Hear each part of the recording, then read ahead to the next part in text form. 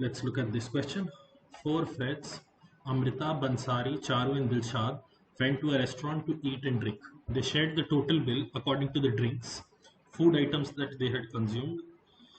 The following incomplete table represents the base prices, that is prices excluding service charge and tax of the items consumed. All prices are in rupees. Okay. For example, Amrita consumed a cocktail worth rupees 250, excluding tax and service charge. A person can have either cocktail or mocktail, but not both. With this information, you can rule out Amrita having mocktail. You can rule out Charu having mocktail. You can also rule out Dilshad having cocktail.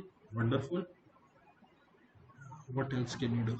Nothing as of now. Okay, for Bansari, both the cases are still possible. Everyone skips at most one food item except Bansari, who skips two items, cocktail and chicken tikka. So Bansari skips cocktail and chicken tikka. Okay, this is wonderful because now for cocktail I know Charu had a 50 rupee cocktail because the total of this column is 300. Similarly, I know Dilshad had a 150 rupee chicken tikka because total of this column is 500. Also 50 plus 100 plus 150, 50 plus 100, 150. So Dilshad also had a 150 rupee pasta carbonara to get his total to 450. Okay, and Bansari had a mocktail worth rupees 100 to get the total of mocktail to 150. Okay, this much we know so far. Let's work forward. The total base price of Charu was a multiple of 100. Okay, so this number is a multiple of 100. Okay. Initially, Amrita paid the entire bill, which amounted to 2418.75, including 10% tax and 2.5% service charge on the base price. Okay, so now I can get, see, 10 plus 2.5 is 12.5%. 12.5% is 1 by 8, which means the bill without tax into 9 by 8 is equal to 2418.75. Let me cancel out the 9s. I get 2, 61, so 6, 78, so 8.75. Wonderful. So the bill that you're going to get is going to be 268 into 8 plus 3 by 4 into 8 or 6. 268 into 8 is 8 into 8 is 4, 6 carried over. So you get 4 again, 5 carried over this time, 2144 plus 6, or the total bill is 2150. Once you get this total bill as 2150, this is 2150. Now you can also get the total bill for pasta carbonara. Total bill for pasta carbonara would be 150 gone, 2000 gone, so would be 800 here. Yes, 2150 is the total bill, 150 is for mocktail. These three items together add up to give me how much? 800, sorry, 1200. So you're left with 800 here, done, which will also enable me to get the pasta carbonara amount for Amrita. 125 plus 225 is 350, 350 plus 150 is 500. So she had pasta carbonara worth rupees 300. Now it makes sense why she paid the entire bill. All her items are extremely expensive. Okay, which will also enable me to get to the paneer tikka amount for her. 250, 250, 300. So the amount here will be 75. Okay, something that she's had for cheap. Finally. Okay, now see, out of the amounts mentioned, only paneer tikka amounts for Bansari and Charu are not known. Only paneer tikka amounts for Bansari and Charu are not known. And how much amount is left? Charu is supposed to be a multiple of 100. Currently she is 375. 375. And the amount left in paneer tikka in this column is 225. Is 225. Okay. Let's see if 225, yes. 375 so far, yes.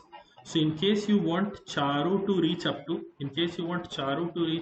a multiple of 100, you can put a bill of 25 here or 125 here.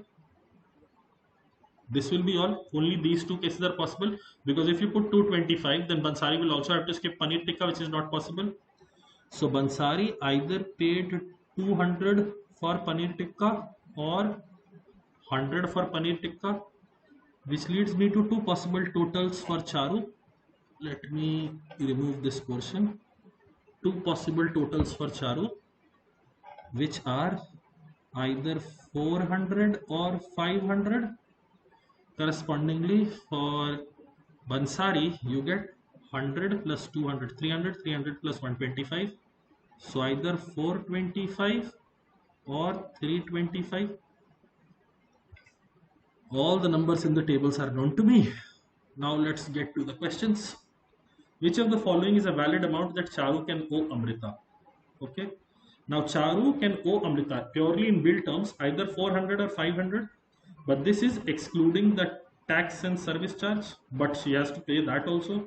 So it will either be 400 into 9 by 8, 400 into 9 by 8, or 500 into 9 by 8. 400 into 9 by 8 is simple. I get 450. 500 into 9 by 8 would be something in decimals. Among the available options, 450 is there. So done, not a problem. Let's get to the next question. What is the approximate difference between the amounts owed by Charu and Dilshad? The first instinct is, because Charu's amount is not known, we cannot reach the answer here. But see, in either case, either 400 or 500, the difference between their amounts is 50.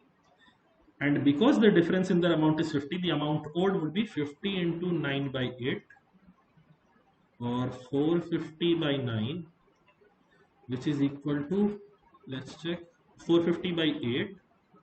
So how much will I get? 56.25. Regardless of what value for Charu's bill you take, 400 or 500, the difference in their bill amounts is 50.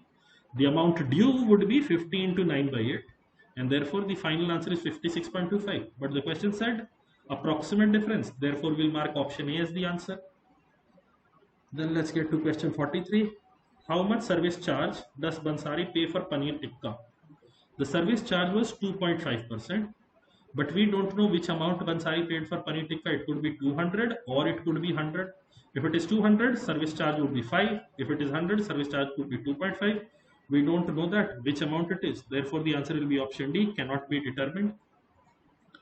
Bansari was short of money, because of which he paid Amrita partially and requested Dilshad to pay the remaining amount. Bansari was short of money, because of which he paid Amrita partially.